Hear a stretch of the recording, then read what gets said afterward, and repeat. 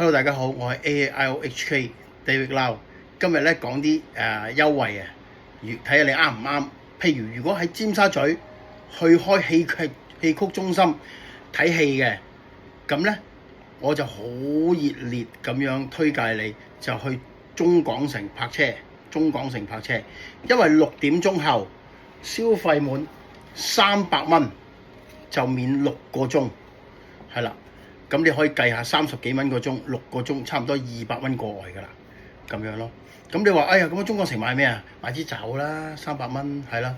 咁如果睇完呢片咧，我哋私底下再醒多50蚊俾你。講真，真係200幾300蚊，係啦，送晒俾你咁滯㗎啦，咁咯。